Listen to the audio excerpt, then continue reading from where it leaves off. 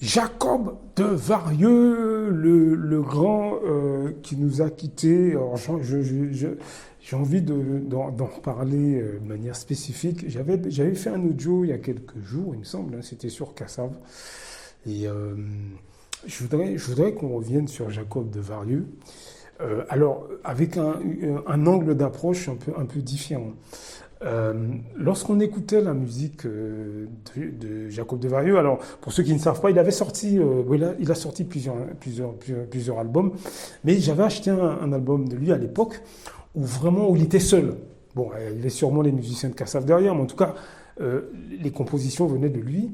Et ce qui est intéressant sur cet album, c'est, on sentait, si vous voulez, alors comme tous les artistes, hein, mais de manière spécifique, on sentait le côté, parce il a grandi en Afrique, cet homme.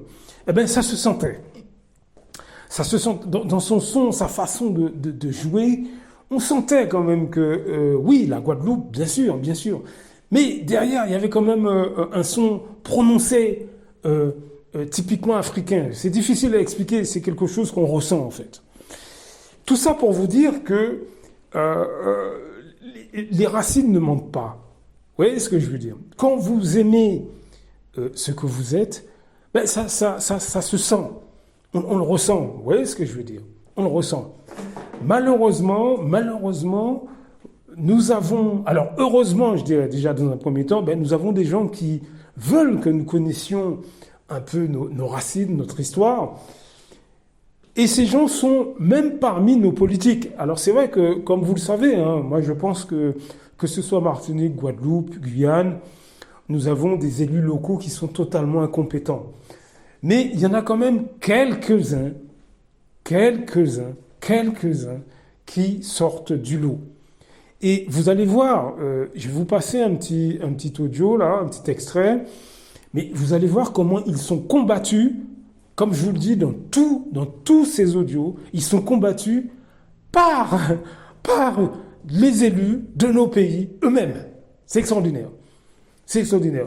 Alors, je vais vous passer. Alors, l'extrait que je vais vous passer, en fait, ça vient d'une autre vidéo. Je vous donne le titre. Hein. Victorin Lurel refuse de voter une loi pour apprendre. Alors, j'ai pas tout le titre. Hein. En tout cas, c'est sur la chaîne La Pause sans filtre.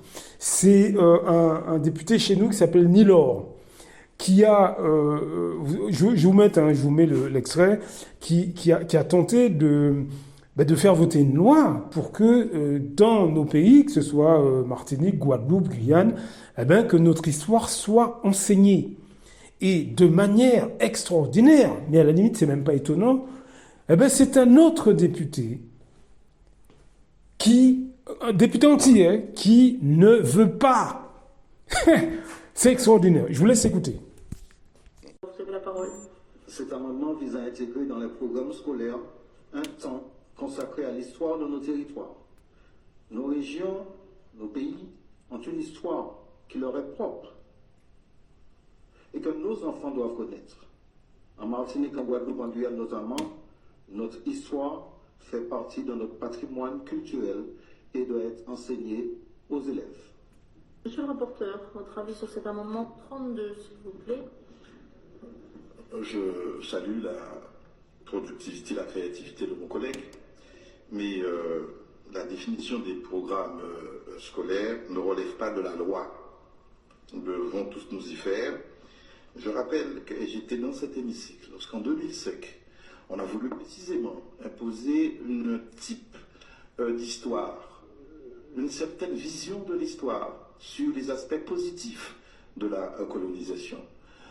J'ai dû moi-même monter à la tribune pour dire que c'est infamant. Alors aujourd'hui ça part dans mon sens, mais je l'ai dit, je le répète encore, l'enfer est souvent pavé de bonnes intentions. Donc même si vous avez prétendu que je connais l'enfer, tous nous connaissons l'enfer, là où nous vivons peut-être. Mais on n'est pas les amis, ça donne une réponse à chien là. C'est un avis très très différent. Non mais est-ce que ça donne une réponse à chien là? Vous imaginez bien qu'après une telle réponse, le rapporteur excelle dans l'art d'entretenir la confusion. Pour moi, il ne s'agit pas de donner une orientation à cette histoire. Je ne dis pas comment il faut enseigner l'histoire et ce qu'il faut y mettre.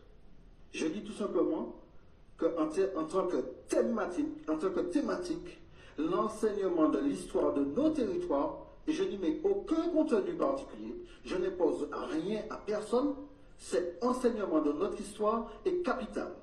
Tout simplement. Alors, je note que les propres élus d'outre-mer sont contre l'enseignement de l'histoire de l'outre-mer. Mais voilà, c'est une réponse à Milan. Les électeurs s'en souviendront. Non, mais le pire, les amis, c'est que la décision de la ministre, suite à l'intervention justement du vendu Luel, avis défavorable. Avis défavorable, il n'y a pas besoin d'écouter. Avis défavorable, écoutez-nous avec tout de suite.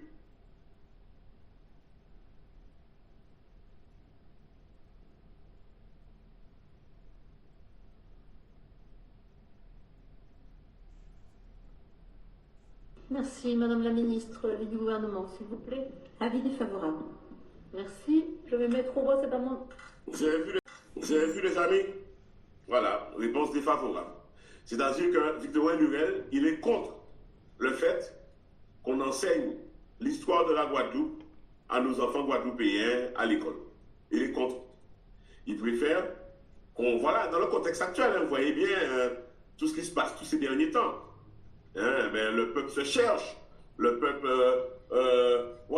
appelle à une forme d'autonomie, d'indépendance. Voilà, vous avez entendu. Ça veut dire que ce sont, et ça c'est ce que je vous dis dans pratiquement tous ces audios. Est-ce que vous voyez les implications que ça a? Est-ce que vous comprenez dans quelle situation nous nous trouvons? Que ce soit Martinique, Guadeloupe, Guyane, Congo, Cameroun, etc., Cap-Vert, tout le monde noir. Est-ce que vous comprenez quand je vous dis que ce sont les gens de chez nous qui, en premier lieu, nous combattent? Allez voir la vidéo que je vous ai citée. Alors, il y a des parties en créole, bon, à la limite, si vous connaissez un Martiniquais ou un Guadeloupéen, il va vous traduire un peu ce qui se dit. Alors, c'est pas toute la vidéo qui est en créole, mais le frère, là, de la pause sans filtre, c'est bien parce qu'il utilise beaucoup le créole, donc c'est bien. Mais pour ceux qui comprennent pas, évidemment, c'est un petit peu plus compliqué, mais en gros, il critique ce comportement et effectivement, il met en avant le nègre de maison qui est Victorin Lurel. Donc, vous voyez, quand je vous dis que ce sont les nôtres, sur toute l'échelle sociale, qui nous combattent. Parce que là, le Victorin Lurel, là, il est député, etc. Ouais, ok, mais ça peut être au sein de votre propre famille. Lorsque vous voulez acquérir un terrain, c'est un membre de la famille qui vous combat. Mais par contre, si c'est un étranger qui achète le terrain, là, il est d'accord. Est-ce que vous voyez ce que je veux dire? Parce que Victorin Lurel, là, il ne veut pas que, en gros, c'est ça, il veut pas que les enfants martiniquais, guadeloupéens, guyanais, etc. connaissent leur vraie histoire. Mais par contre, quand l'histoire de France, elle est badigeonnée dans la tête de nos enfants depuis plusieurs générations, là, il n'y a pas de problème. Vous voyez ce que je veux dire? Là, pour lui, il n'y a aucun problème. Donc, est-ce que vous voyez comment ces gens sont des vendus? Il faut bien que vous compreniez que sur toute l'échelle sociale, c'est exactement la même chose. Ça peut être le Martiniquais qui veut absolument être clair de peau. Ça peut être le Guadeloupéen qui, par exemple, qui combat son compatriote qui veut ouvrir un commerce. Comme je vous ai déjà dit, ça a des répercussions économiques, tout ça. Pas seulement, mais je veux dire, nos pays, avec le taux de chômage, etc., ça découle de cette mentalité-là, de nos élus, mais aussi, sur toute l'échelle sociale, de ceux qui sont totalement des nègres de maison, ces hommes et ces femmes que nous croisons tous les jours. Ça va de la nana qui est pas capable de garder ses cheveux naturels, ça va du gars qui veut absolument coucher avec une blanche. Voilà, c'est exactement la même chose. Mais la résultante, c'est que ça nous divise, ça nous immobilise, ça nous maintient dans un état finalement à quatre pattes. Et ceux qui essaient de nous défendre sont lourdement combattus par beaucoup des nôtres. Et encore une fois, sur toute l'échelle sociale. Parce que ces gens, qu'ils soient élus comme Lurel ou qu'ils soient au sein de votre famille, je vous assure qu'ils nous combattent, ils vous combattent au sein de la famille. Parce que vous, quand vous pensez qu'un cousin, un frère, un oncle, une tante vous combat ou vous jalouse parce que vous montez une entreprise, mais en fait, ce qu'elle jalouse, c'est que vous, en tant qu'Africain ou en tant qu'Afro-descendant, vous preniez des initiatives. C'est ça que ces personnes combattent. C'est ça que ces personnes combattent en réalité. Là, Lurel, là, ce qu'il fait, c'est combattre sur le terrain historique, culturel et racial ce qui devrait être ses compatriotes guadeloupéens. Mais vu qu'il ne se sent pas, est-ce que vous comprenez ce que je vais vous dire ? Lorsque, par exemple, un membre de votre famille, un ami, un collègue, etc., combat un de ses semblables, mais en réalité, ce qu'il combat, c'est pas la réussite d'un tel ou une telle.